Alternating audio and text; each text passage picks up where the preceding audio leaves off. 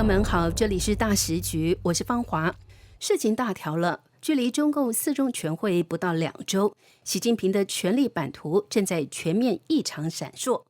川习会突然喊停，平壤阅兵缺席，韩国 APEC 行程被临时撤下，一个接一个取消的外交日程，让外界怀疑习近平是不是出不了国了。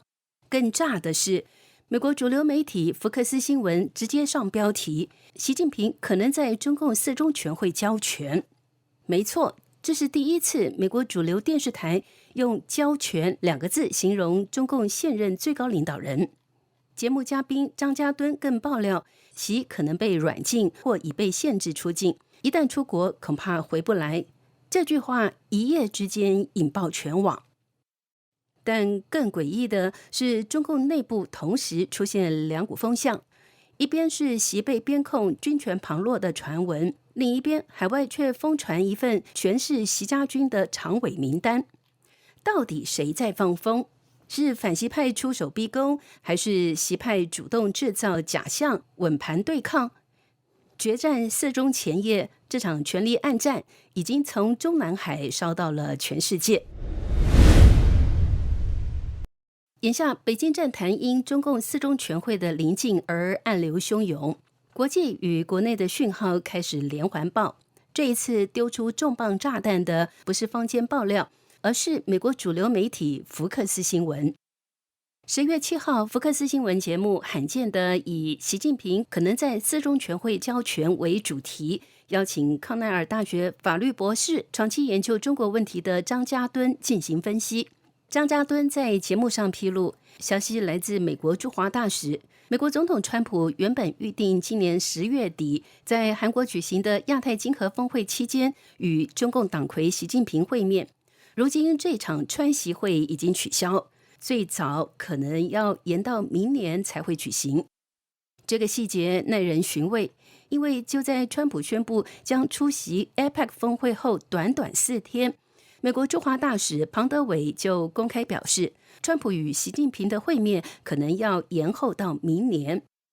张家敦认为，这不是外交日程的小变动，而是北京内部权力风暴的外溢信号。习近平可能已经失去了出国的自由，甚至可能被软禁，或担心自己一旦出国回不了中国。这也是第一次美国主流媒体用交权这么直接的说法讨论习近平。张家敦甚至指出，习近平在中共4中全会上失去中共总书记和军委主席2大职务的可能性真实存在。除了川习会取消，另一个爆炸性讯号来自外交动作。按计划，金正恩出席了9月3号北京的抗战胜利80周年阅兵，习近平理应礼尚往来。10月10号赴平壤参加朝鲜劳动党建党80周年大阅兵。然而这趟行程突然由中共总理李强代班，习本人缺席，官方没有给出明确的解释。外界立刻出现了2种说法，一种是习近平身体出了状况，另一种更敏感，他被限制出境。更蹊跷的是，原本中方还计划在 APEC 峰会期间顺便访问韩国，中方甚至在首尔的星罗酒店全馆预定，但9月27号这项预定突然全数取消。韩国媒体也注意到这一变化，直言中国高层的对外行程出现了异常的调整。有媒体分析指出，这可能是中共内部的反习派提前对习近平实施了边控，一方面避免他出国后寻找国际背书，拖延4中全会的权力移交，另一方面也防止他在国内权力不稳的情况下效法林彪，借外访机会出逃。如今从朝鲜到 APEC， 习近平的对外行程全部喊停，这在他过去10年的统治中是从未出现过的。外交受阻的同时，军中与党内的变化更引人注目。消息指出，军中实权人物中共军委副主席张又侠与习近平的关系已经水火不容。张联手中共中央军委委员会联合参谋部参谋长刘振立，实质接管了北京与中南海的安保。82集团军进入高度戒备，甚至有命令直属张又侠代行军委常务职权。这支被称为中央拳头部队的部队，如今已不再听命于习近平。独立时评人蔡胜坤接获国内爆料，党内所有上层下达的文件，现在要经由元老温家宝签署才能生效。这在中共体制内几乎等于宣布习近平的中枢失灵。总的来说呢，外交行程取消，川习会延后，军权旁落，党内元老压阵，这些细节像一块块拼图，拼出的是习近平目前可能被边控的危局。如今距离中共四中全会只剩不到2周，国内外都在观望，习近平会不会在四中全会上并退，被迫交权，还是上演一场惊心动魄的权力翻盘？就在川习会取消，习近平边控说传得沸沸扬扬之际，海外舆论场又被一份四中全会政治局常委名单炸了一下锅。引爆这波舆论的是3位在华语圈政坛爆料界颇有影响力的人物，吴作来、老登和陈破空。他们几乎在同一时间收到同一份爆料，内容赫然是一张新版常委9人名单，而且清一色几乎全是习家军。这份名单如果属实，意味着习近平阵营不仅没有被边控，反而已经提前在海外放出对自己派系有利的人事风向球，对元老派、团派与美国媒体关于他权力不保的舆论来了一记反击。今天旅居海外的华人学者吴作来、自媒体人老登和陈破空均收到了关于四中全会进入中共政治局常委的名单爆料，内容如下：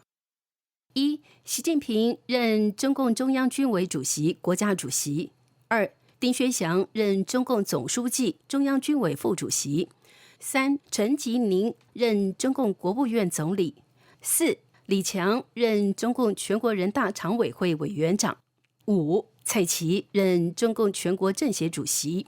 六、尹力任中共中央书记处第一书记、中央党校校长、中办主任；七、张国清任中共中央纪委书记；八、张又侠任中共中央军委第一副主席，进入常委；九、袁家军任中共常务副总理。这份名单最引人注目的地方有2个，其一，中共政治局常委从7人扩充为9人，这本身就非比寻常；其二，除张又侠代表反习派的军方势力外，其余全部是习家军，团派代表人物胡春华、胡海峰等人完全消失，改革派汪洋也不再列，整个常委会变成一个习家军内阁。这个版本一旦成真，意味着习近平即便在中共四中全会让出总书记之位，也会由他最亲近的大秘丁薛祥接任，他完全可以垂帘听政，延续政治生命。再加上李强、蔡奇、尹力、陈吉宁、袁家军这些人各司其职，权力实际仍牢牢地握在习阵营手里。吴作来本人对这份名单的评价是可信部分只有1成。他指出，像习让位丁薛祥这一点，在目前的政治传统与习近平对丁的信任程度上是有一定可能的，但是其他部分，例如赵乐际、王沪宁、李希3位常委同时出局，或者李强仅上任总理1年就转人大委员长等，都与中共党内惯例不符。此外，中共的四中全会决定的是党职，不会在会上正式敲定国务院总理或人大委员长这一类国家职务。这些人事调整通常会留到次年3月的中共全国人大会议上才会揭晓。所以这份名单在程序上本身就有明显的制造舆论的嫌疑。自媒体人老登的评价则更为直接，他认为这份名单是习派有计划的放风，目的是对近期党内外围绕习近平权力危机的舆论进行反制。他的理由是，这份名单中完全没有胡春华、汪洋等团派人物，显然不符合当前党内权力平衡。唯一非习派的张又侠又被安排进常委，更像是习派试图拉拢军方的姿态。习派借由海外放风，既可以对内制造权力稳固的假象，也能对外释放习还没输的信号，干扰中共反习派元老和美国媒体报道的有关习近平权力不保的叙事。老登甚至怀疑这份爆料可能出自习内部的老臣，利用多个马甲邮箱向爆料圈投放相同的内容，制造多渠道印证的错觉，借此提升可信度。这个版本的中共政治局常委名单政治意图明显不符合实际中共党内内斗的实情。自中共3中全会以来，习近平的权力受到削弱，军权旁落给张又侠，团派胡春华、胡海峰的曝光频率逐步上升。此时，若中共4中全会常委会名单全部是习家军，不仅不符合政治现实，也容易引起元老派与军方的强烈反弹。更值得注意的是，这份名单的放风时间点非常的巧。一方面，美国主流媒体福克斯才刚报道习近平可能在4中全会交权，国际舆论焦点转向习下台。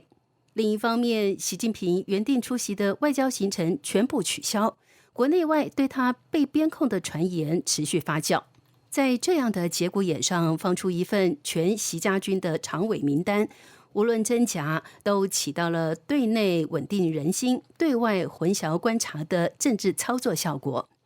这是一种典型的情报战打法，即便内容不真，也可以搅乱对手判断，争取时间，干扰节奏。